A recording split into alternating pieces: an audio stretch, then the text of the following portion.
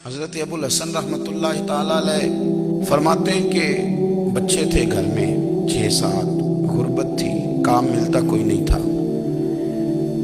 اور میں کام چور نہیں تھا، کام ڈھونڈتا تھا، پر اللہ کی قدرت کے کام نہیں ملتا تھا۔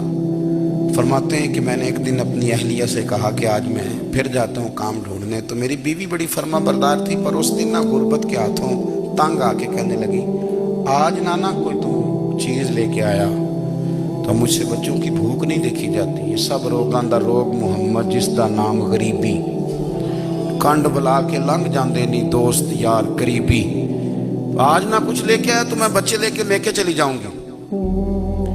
شیخ فرماتے ہیں کہ میں بڑا پریشان گھر سے نکلا، پر میں نے صبح سے لے کے زور تک کام ڈھونڈا، کام ملا کوئی نہیں، تو میرے دل میں خیال آیا چلو کام نہیں ملتا تو اللہ تو کرے نا، چلو بندوں کی مزدوری نہیں ملتی تو رب کریم کی عبادت ہی کرتے ہیں۔ فرماتے ہیں کہ میں نے نا فرات کے پانی سے وضو کیا، نہر کے، شدید دھوپ تھی، ساتھ ریت تھی اور ریت تپ رہی تھی، میں نے اپنا رومال وہیں مصلی کے طور پر بچھا لیا، اور فرماتے ہیں کہ زور سے لے کر عصر تک نماز پڑھی، دھوپ بھی پورے زور پہ، پر میرے سجدے کا ذوق بھی پورے زور پہ۔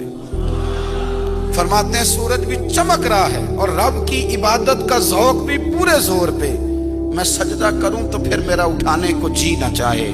میرے استاد لکھا کرتے تھے، یہ ان کا شعر ہے، وہ کہا کرتے تھے مجھے سوز دے، مجھے ساز دے، اور مجھے نیم شب کا نیاز دے، دم سجدہ خود کو میں توڑ دوں، مجھے ایسا ذوق نماز دے، اور میں تیری بہار کا پھول ہوں، میں کھلا بھی ہوں تو تیرے لیے، مجھے میری شاخ سے توڑ لے، مجھے اپنی زلف کا ناز دے۔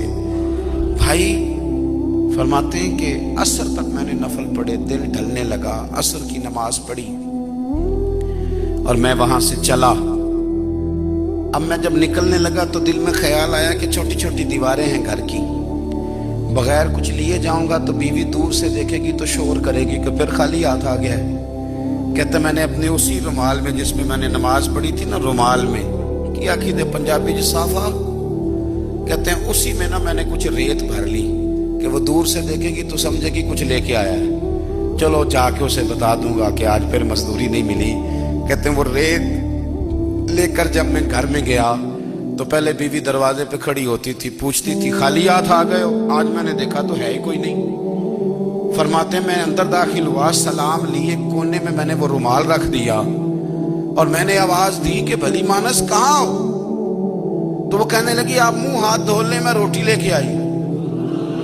میں نے کہا روٹی کہاں سے آ گئی؟ یہاں تو کئی دنوں کے فاقے، تو کئی دنوں کی غربت ہے، یہاں تو اس گھر میں تو فقیری ہے۔